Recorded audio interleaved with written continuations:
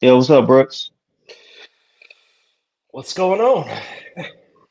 Man, your nickname is Showcase, and it's showtime, man, for the Atlanta Hawks. I'm ready. I'm ready. Man, I tell you, man, it's almost time for this draft, man. The draft is what I think it's 2 days this year, so that's good. It's Right, it's spread it Thursday. out. Yeah, I like that. So Thursday round one and Friday round two, and Mm-hmm. we're gonna get into it, man. I had to reach out to you because you are the Atlanta Hawks contact, man. You the insider for the Hawks, so. If we need to know anything Atlanta Hawks, you the guy, man. You the one that we got to run into and get that info from. So we're gonna get this party started in just a second. We'll go from there on this beautiful, this hot day, Mm. uh, June 24th, 2024. So get ready for some hot Atlanta discussion.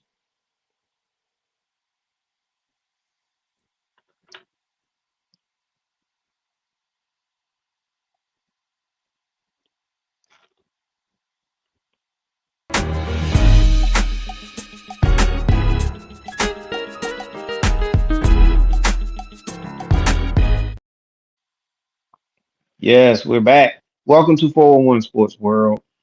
Uh, let's welcome in Brooks to Showcase. I'm Mr. 411, and today's discussion is Atlanta Hawks. They're on the clock. NBA draft. The season just ended. And so you know what, Brooks? By the way, I like that gear that you have on. It's Oh awesome. yeah. You like a number one Hawks fan with that on.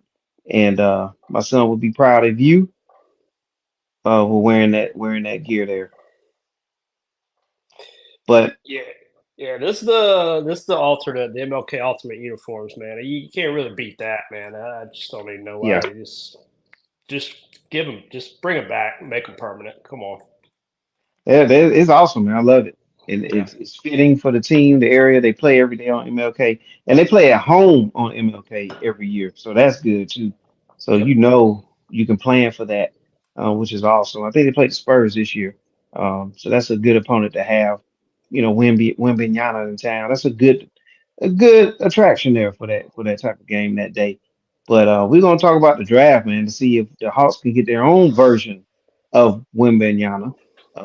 We'll probably dive into round two as well, so that you can let us know who the Hawks should dive deep into, even after their first round pick. But before we do that, the season just ended with the NBA. Boston Celtics are the champs. Give me your thoughts on that, man, because you was on the NBA preview discussions on 4-1 Sports throughout the season. So, what's your overall thoughts to the Celtics win it all?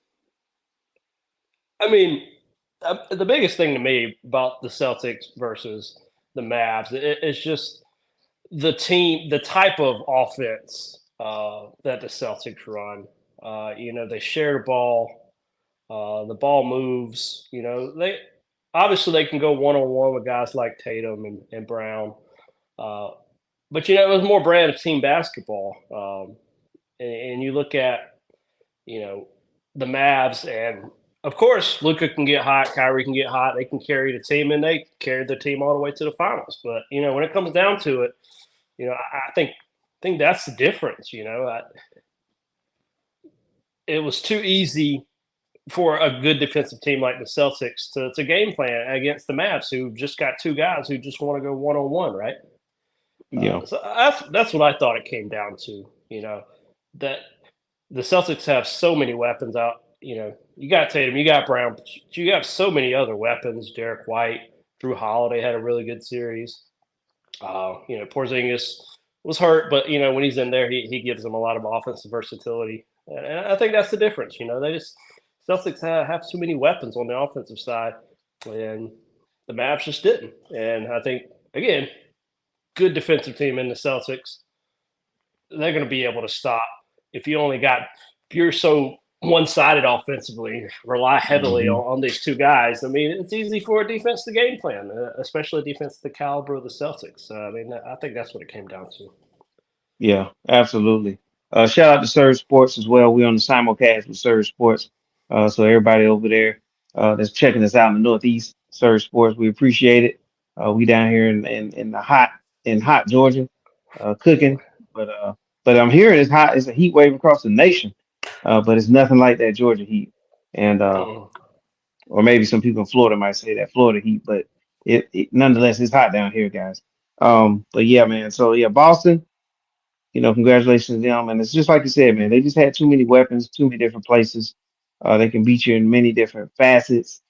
And I think the Porzingis, shot in the arm first game kind of set the tone. They Dallas wasn't ready for Porzingis, and getting that quick, jolt right there to start off the series, it kind of gave them a head start, and Dallas really couldn't catch up from that point. And they also, the defenders, man, they had good perimeter defenders. They could switch, and they played Luca honest.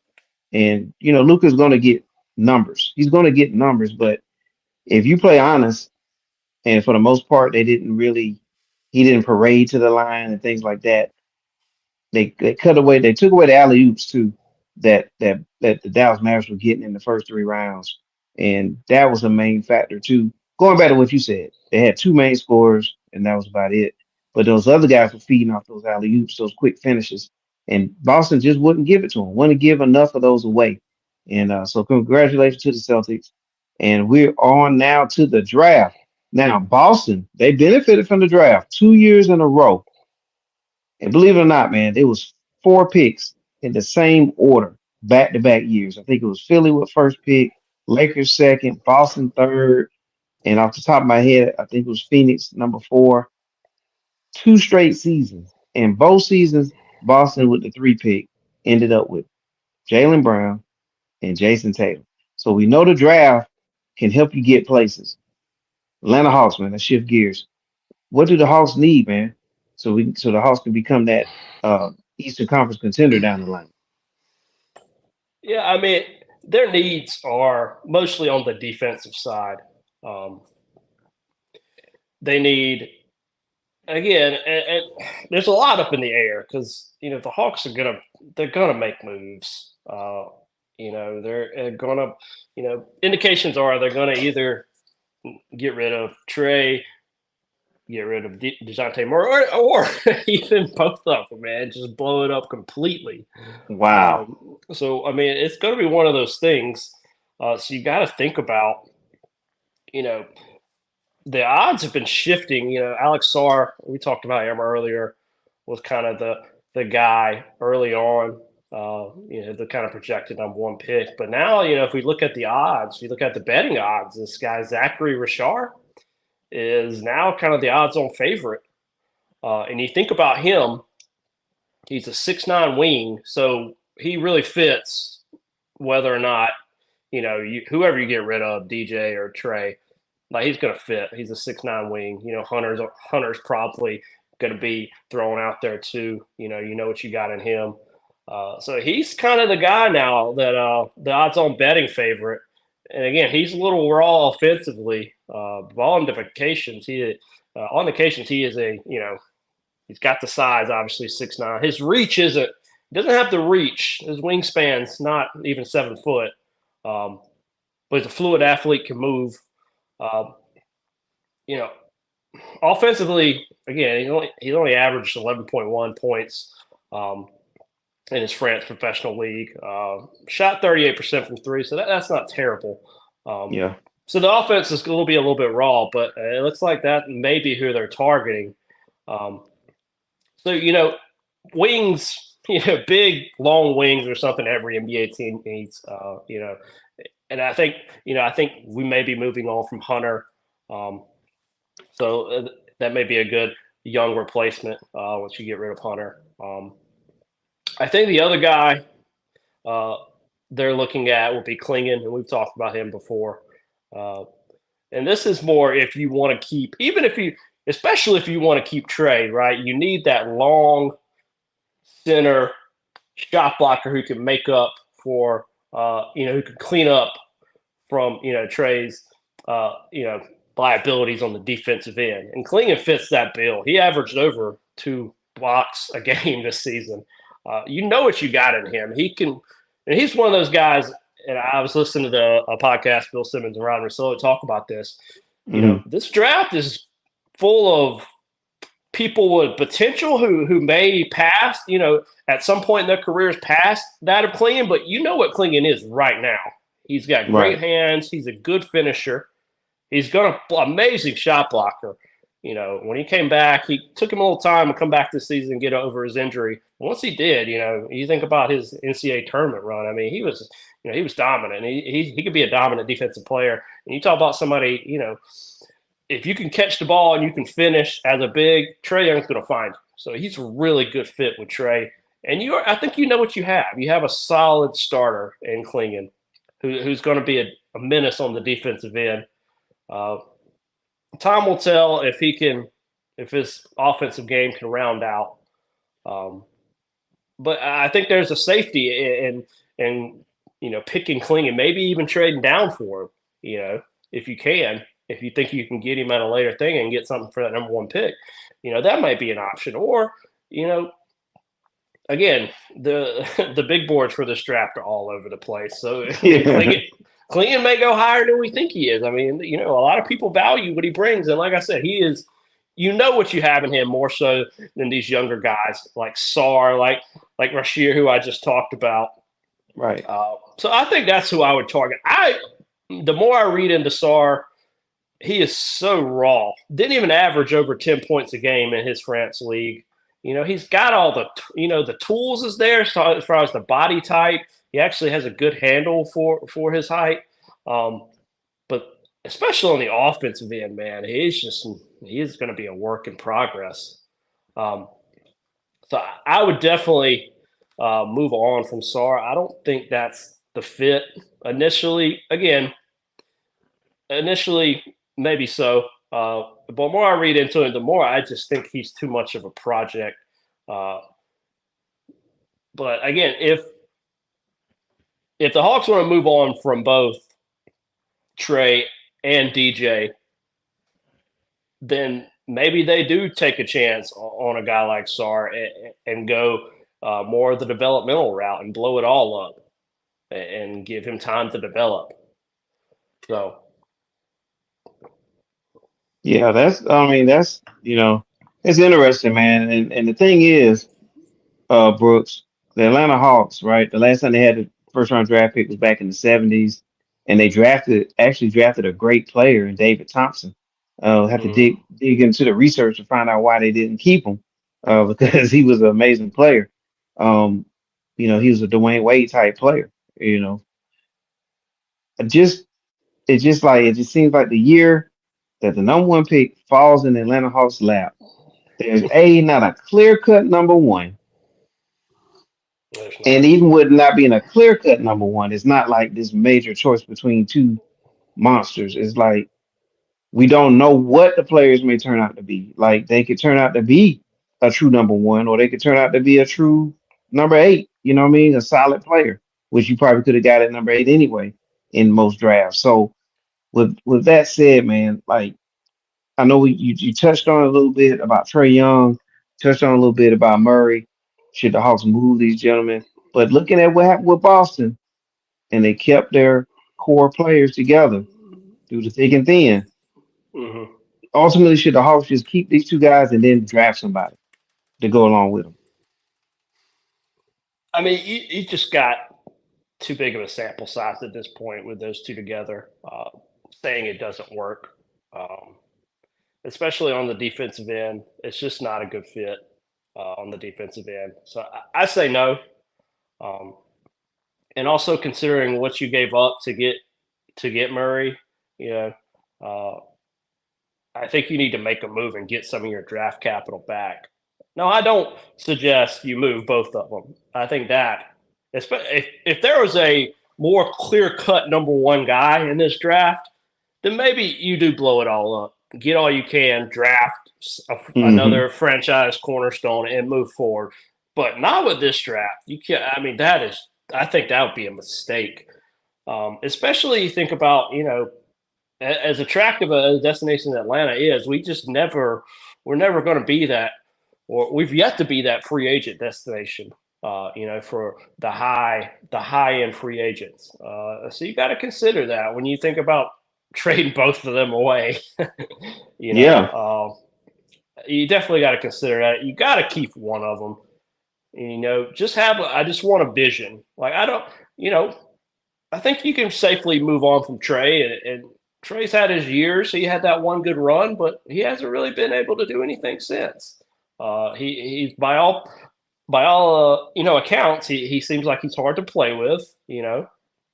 Um, and so the attitude at times is has not been there what you wanted to be. So I think you could make a case to move on for Trey Young, and Trey Young's one of those guys you have to have a specific team around. So if you're going to keep him, I would like to see the pick reflect that, right? Get Hmm. Klingon, get a long rangy big man to put behind Trey Young. Okay, so if you're going to keep Trey Young, you gotta supplement with their pick in the draft. I think DJ gives you a little bit more flexibility. He's not he's a little bit longer, a little bit better on the defensive end than Trey, so you have a little bit more flexibility if you keep him. His contract is a lot more team friendly. Despite all the assets they gave up to him, he's really under a good contract. So that frees you up to kind of build around the roster a little bit more. So, and again, you still got Jalen Johnson. Um, you still have a young center and a Quandu who's pretty solid, and then you have some pieces that people would want. Hunter is a very solid wing when he's healthy, and when he came back from injury, he was above 20-point score. You got Capella, who's aging, but what he gives you, and Hmm. he could be a solid veteran on a playoff team. So there's just a lot of options there. The only thing I don't suggest is trading both of them. I think that would be a disaster. Yeah, that's really starting over, all the way over. Now, a couple things I was thinking about, and of course, the Lakers are looking to add a third star player. Uh, the Lakers are just hell bent on trying to keep that kind of pattern going, just loading up with stars. So Trey Young has been rumored to go to the Lakers. Let's just play it out and say, okay, the Lakers and Hawks have something on the table, and and I'm hearing they really want Murray more so than Trey, but let's just say it's Trey. Okay, who would you want to see come back from LA? You're the general manager. You're at the desk right now. You're Fields right now. Uh, I want Austin Reeves back. Uh, Again, I'm not in love with this roster by any means. I do like Austin Reeves. I think he's solid. Um, I think he would. I think he would go. I think he would go along good uh, with either Trey or DJ. He's a little bit taller guard, solid defender, uh, playoff tested, USA basketball tested. He's got some credentials. I really like Austin Reeves. He can't be your like number one, two, or even I don't even know if he's your three, but he's a Yeah. solid. He's a solid piece on your team who I really like. So I at least want him back. D'Angelo Russell is, what he is. He's a little bit overrated. He can get hot. I mean, not really.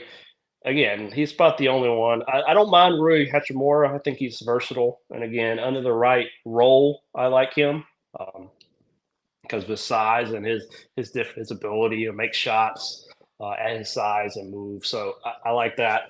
So he'd probably be my second guy. I like when he went to LA, he kind of turned his game up a little bit. When he's surrounded by a little bit more talent, you can see if he has a specific role, he can definitely fill. He's one of those guys that can get hot too uh, on a given night uh, when you better least expect it and help you. So I like those two pieces. So those would be definitely the two I would want. And they would probably honestly probably get them. So Yeah, they probably need to add something else with those two players, wouldn't they? Like a Hachimura and Austin Reeves. Maybe throw something else in there. I don't know what else the Lakers have off the top of my head. Maybe they got to pick somewhere they can give them. Maybe a first round pick. I don't look, know. Maybe. you're looking at the salaries. I mean, it's gonna have to. Russell's probably gonna have to be in the deal, honestly, to make the salaries work. Wow. Reed, uh, Yeah, you looking at those three, Russell. I wouldn't even mind a guy like Gabe Benson. I think he's playoff tested with Miami. He'd be a good veteran addition, uh, especially if you're going to need a backup point guard, right? So, either Vincent or Russell coming back to be that backup point guard with whoever we keep, Murray or Trey. So you're probably going to want one of them. Yeah, it's Vincent, Russell, Reeves, Hachimura, picks. It's going to be something in that. Uh, Again, all the other salaries are too. Those are kind of the mid-range salary guys that you would need to Right. make this work. In addition to some picks, so I mean, Yeah. I don't think it's enough for Trey Young. For Murray, I think it's a little bit below a level on Trey talent wise. Maybe not a bad. I mean, that's a pretty decent haul for Murray. I don't think you're getting enough if you're trading Trey Young for that, Yeah. depending Yeah. on how many picks you're getting. Yeah. Well, another team that I feel is interested in Trey Young is the San Antonio Spurs, and I think Trey Young may even like going there if he's going to get traded somewhere because then he's paired up with the type of center you was talking about, a long shot blocker and that can help make up for some things. It seemed like Wembanyama and Young would be a great combination. I wish I was on the Atlanta Hawks. I wish it was Wembanyama and Young on the Hawks, but let's just say the Spurs really want Trey Young, and I think they got more assets. So what do you think about Trey Young to the Spurs, and then the Hawks still either they give up their draft pick, what I'm saying, in some kind of way, and get a haul back from them. Yeah, I mean, if you're gonna make a deal with the Spurs, you're pretty much gonna have to get a lot of picks back because they're just the assets on their roster. They don't have a Right. lot. You It's the do first got, three letters. you do, yeah. I mean, you do got Keldon Johnson, who's solid. You got Devontae Graham, who would probably want back in that deal as a backup point guard. But other than that, pretty mid to low salaries. So yeah, you would probably want a lot of picks back from them. Yeah, I mean, it's definitely a good fit for Trey. And I think their picks would hold more weight because they're still, they got Wimby, but their roster's still not there to compete. Right. Even with Trey in year two of Wimby, I don't see them making, maybe a leap into the play-in tournament. So those picks might be a little bit more valuable. Um, but again, yeah, good fit for Trey. Like I said, he needs that. He needs that. I mean, Wimby's probably the best example of what who Trey needs to be playing with, right? He's an Yeah. elite. He's already an elite defensive player. So Yeah. Man, I wish we had that, man. So and also feel like Sar, he wants to play the four instead of the five. Started to hear rumblings like that, and that he wants to go to the Wizards instead because he can play the four there. And it just seemed like it's gonna be tough for the Hawks, and I'm very interested. I'm very interested to see how this draft pans out. Um, imagine wanting to go to the Wizards. Okay, yeah, that's that's it. interesting. Yeah, that's interesting in itself too. Now it makes me kind of wonder: do you really want Sar now because he wants to go to the Wizards? And nothing against the Wizards, but it's like you could be playing with the Atlanta Hawks with Trey Young and Murray potentially, and you still want to be a four. Like in this era of basketball, the four, the five, they all about the same now. There's no, Yeah. you know what I'm saying? There's no true pivot player. Not too many. I mean, you might could say Joker and sometime maybe when he gets down there, but for the most part, the pivot post player is gone. So it really doesn't matter. And like, I'm just kind of surprised at that mindset. But man, this is really going to test the Hawks management, and we're going to see what kind of game of chess they play on Thursday. But if you wanted to just lay it out there, Brooks, and just kind of lay out what you think the Hawks are going to do, um, lay it out there now, man. What do you think the Hawks will ultimately do? Oh man, I mean, my gut kind of tells me that they want to move on from Trey. Oh, Um, I really do. I really think they brought in, you know, they brought in who I think is an elite coach. They gave him a year and a half, and Trey made some strides. Especially, he did make strides on the defensive end. He definitely, you saw his effort increase. He was getting more steals, being a little bit. He was allowed a little bit to be a little bit more aggressive and take chances on the defensive end, and he did make some progress. But again, I think I think people are seeing the ceiling with Trey. As far as just being this undersized guard who's going to get picked on defensively every time he's on the floor. And it's not going to change because that's the size thing. He's not going to grow. He can get stronger, he can get quicker, and all that, and he can use that to his advantage. But in the end, he's always going to be limited defensively, despite his elite playmaking skills. And I think the Hawks see that, and I think they're going to try to, actually make a trade where the value is the highest, right? Because that's something they struggle with. They missed out, on John for years. They were hoarding John Collins and just wouldn't. Yeah. He was always in the trade rumors. They would never pull the trigger. They always wanted too much. Same thing with they were shopping Murray and they couldn't pull the trigger on it.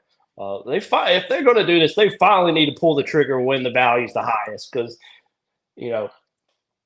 somebody out there, he's going to be a fit somewhere. Somebody's going to shell out, and it's going to be it's got to be the right situation, obviously. But, if he's your second, third scorer, and you got especially the people on defense to cover for him, Trae Young, it's a great ad for your team. He'd be a great ad for the Lakers. He would take some scoring prowess away from LeBron and give him that guard playmaker that they kind of need to pair with Anthony Davis because LeBron just can't bring it like he used to. So it's a good fit. Right. Right. But again, I think they want to get rid of Trey. I think they see the ceiling with Trey. I don't think they think that Trey can lead them to a championship. And again, after all these years, how can you can't really argue with it. He had that run, and if he doesn't land on the referee's, leg and twist his ankle, maybe it's different, Yeah. Yeah. But again, they've given him a better coach. They've surrounded him with better talent. You can argue it's not. You can still argue about the roster construction around Trae Young, and I certainly will. But they have given him, better talent around him. It may not be the greatest fit, but they've given him a lot of talent around him. And I think they're starting to see that, hey, we got to move on. This isn't the guy you can win a championship with. So I think they're going to move on for Trae Young. Yeah. Well, shout out to Carl Thomas. There's a singer named Carl Thomas too. I wonder if it's him. Sung a song awesome. called "I Wish." Yeah. But if it is, big shout out to Carl Thomas. But either way, man, Carl, we appreciate your comments. Appreciate you tuning in. He says he believes that I'm gonna call him ZR, but he will be a better pro than SAR. So if the Hawks do select him, like you said earlier, Brooks, according to Carl Thomas, that's the right pick to make. He says Trae Young can't be the number one option. Great second option. Wow, sounds like you. Sounds like you there, Brooks. And Carl confirms that it's not the R&B sensation, Carl Thomas.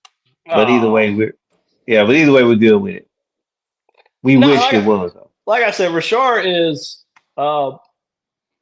just a 6'9" wing who, those are very coveted in the NBA, and he's going to work with other, maybe they haven't decided. They're still in talks with, teams about Trey or DJ. Well, Rashard is going to fit in either way. He's a 6'9" wing. So, you're not losing anything there as far as fit. He's a very solid defensive player. Like I said, they're just, the top of this draft is just filled with people with skill sets and maybe even elite skill sets, but they're raw in certain areas, where it be the offensive. Most of them, a lot of them are on the offensive end. Like I said, this guy averaged 10.7 points per game last season. So that makes that makes me very skeptical of drafting him number one. Like I said, Yeah, the more I look at this draft, the more I think you need to covet players who are a little bit more proven. Uh, like I said, like Klingon, I think you know what Klingon is already. He's decorated. I watched the SEC, so I like Reed Shepard. I like Dalton Connect. I think those are solid players. I really like Shepard. I mean, I think he'd be a great. I don't think he's going to be a good fit on the. I don't think he'd be a good fit on the Hawks. He's 6'1". yeah. That's the only problem there. Yeah. Yeah, but I do love him. He's shot over 50% from three. He's more athletic than people give him credit for. I mean, I think he's just a elite shooter, and in the NBA, you need guys like that. So I do like Reed Shepard, but yeah, not going to be the fit with the Hawks. Yeah, man. So this is really gonna put the Hawks are really gonna be put to the test here, and if nothing else, what's gonna make this draft interesting is who's going number, what the Hawks are gonna do with this number one. What team wants to step in and make a trade? Because it is word on the street also that the San Antonio Spurs, wow, they name keep coming up, but they're willing to even move to number one and take Sar. And now Sar gets to be that power forward that he wants to be, but he also gets to play with Wembanyama. And that would be a formidable front court in San Antonio to deal with down the line, especially. It's a lot. So It's a lot of length. yeah, yeah, for real. Like you got I want to say a mini Wembanyama in a 7'1", Sar. So that would be interesting. And yes, too, the Spurs also want what's his name again? Brooks Zachary. I looked up the pronunciation and I still couldn't say it. It's like Rashir. Yeah, yeah, yeah. So It's he like, still wants a man, Frenchman. Yeah, he's a Frenchman. Yeah, so Shashir, we'll go with that. And the Spurs want him as well. Yeah, and the Spurs love getting those international players, international talent. I think yep. it's a great fit for that team, the organization, the way they kind of move the area, things like that. It just kind of works. And Popovich likes that international flavor. So yeah, I mean, for the Spurs, this seems like a great opportunity in the draft because they hit last season with their number one. They got the franchise changing player with the number one pick last year. The difference now is what can the Hawks do to kind of make themselves elite or at least get them on that path. So we'll see what the pattern's going to be. Maybe there's a draft trade. Maybe the Hawks draft one of these guys and then trade them to the Spurs and then get some of the players that you mentioned, Brooks. So we'll see how that all goes. You got check us out on TikTok, by the way. MisterFourOne, Mr. 411. Also check out Brooks on TikTok, BR_case. BR_case. Check us out on TikTok as well. We'll be going live on there from time to time too. So we don't want you to miss that. All right. Brooks, any more comments on the draft, especially with what you think the Hawks may do in the second round? And give us a little thoughts on Bronny James too while we're here. Ronnie James. Oh man. I mean, somebody's going to take a chance on him. I mean, it's probably going to be the Lakers, obviously.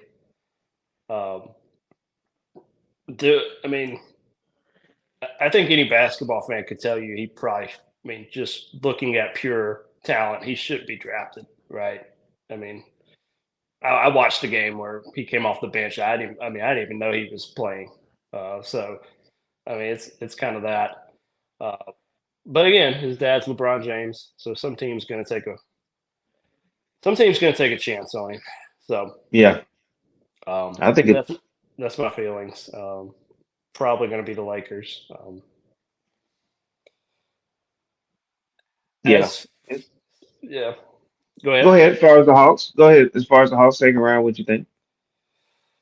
Did they have their second round pick? Well, we can verify that, but they may do something in that round. You know what I Yeah, mean? If yeah. not, fall back. We don't know yet, but Let's. definitely in the second round with Bronny James. Uh, yeah. Okay, there you go. Carl Thomas believes Bronny will be in the G League at best, and that's what a lot of the experts are saying. That he's pretty much a player that can make it to the pros, um, and probably will get drafted off of namesake and also some leverage sake. But I mean, starting off in the G League and then going from there's no shame in that. There's a ton of players that have a history, they have a great NBA career that have come from obscure places that they even had to work their way into the league. Look at Patrick Beverly. Like how many teams he played for in other countries before he really had his opportunity in the NBA. And what about players that have never been drafted, like a Bruce Bowen? I think he wasn't even drafted, and he made it into the league. So, Bronny James could find a role if he finds the right role, the right organization, right time. He could probably, make it into the league, maybe. But yeah, we see him in the second round, and I'm just curious to see what team takes him because that's going to tell me a lot. What team takes him and why. Maybe it's a move to try to get LeBron. Maybe it's a move to just try to, make the Lakers work a little harder to get him to play with his dad. So we'll see what they do. Any closing comments, Brooks? No, I don't think the Hawks have a second round pick. So Okay, no uh, second round pick for the Hawks. no second round pick. So we'll see. It's I already look at tough. this. It's already tough enough in the first round, isn't But yeah, I mean, nobody's really jumping off the page here in the second round. I've seen some of these guys play just watching SEC basketball, like Josiah Jordan James from Tennessee. He was a solid player. Um, but we'll see. This is I mean, to go back to the Bronny James point, this is the draft where you could play around with your second round pick and just be like, hey, I'm going to draft Bronny James. See what happens. Because this draft is just it's weak. So after like the first, really like I don't know 3 or 4 picks, it's just going to be a crapshoot, and I think people are not going to be afraid to reach.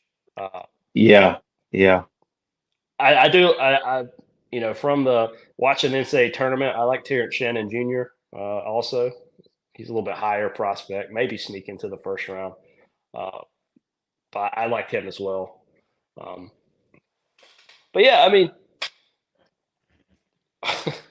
Zach Edey is 17th ranked prospect here. Oh God.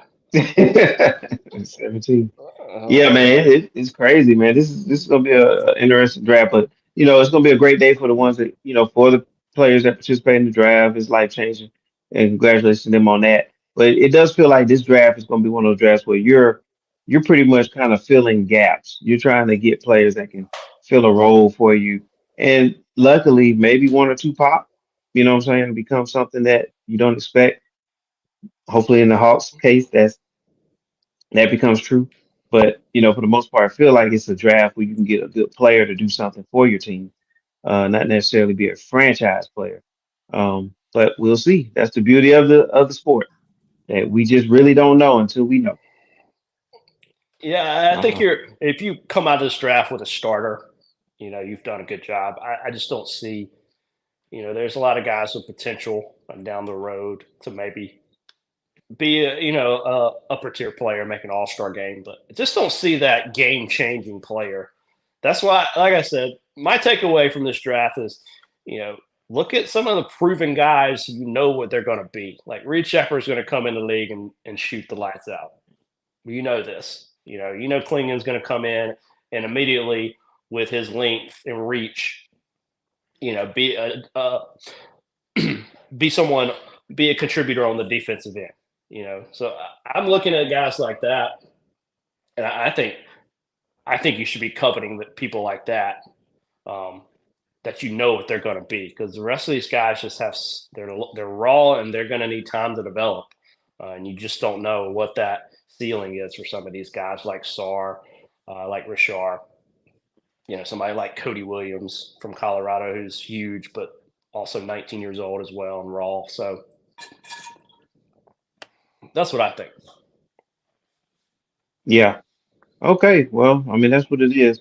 Carl Thomas, post your Twitter account in the comment section of this show, and then we'll get back with you. And because I know Brooks, he's on Twitter, so am I, and then we'll make sure we follow you back, and we'll link up on Twitter as well. But if you can, make sure you follow us on TikTok as well. And you never know, we probably drop you in on a couple of episodes, so that'd be great. Seems like you have some great knowledge there, and we would definitely like your voice to be heard as well. Yeah, the foot injuries. I mean, it's just a lot going on, man. It's a lot of factors here. Uh, Ownership, management, they got their work cut out for them in this draft, and we're gonna see who knows what to do. So we're looking forward to it, and we'll be tuning in on both nights, and of course we'll have a post draft episode once we find out who's where, and Brooks can have a couple drinks over it. Pack, You know, packed schedule Thursday. You got the first presidential debate. You got the U.S. soccer team. oh yeah, it's loaded, isn't it? So loaded Thursday. I'm gonna have to have multiple TVs on for this. Oh man, yeah, it's gonna be fun, man. It's gonna be fun. So it'll be a lot to talk about as far as the draft goes for next week. But congratulations to all the draftees, and good luck to them. Okay, well, we thank everybody for tuning in and everything, but we have to roll. So for Brooks, the showcase, I'm Mr. 401. We thank everybody. Make sure you hit that subscribe button. Make sure you share. The sharing is caring, and we thank you for everything. Have a good one. We'll catch you next week.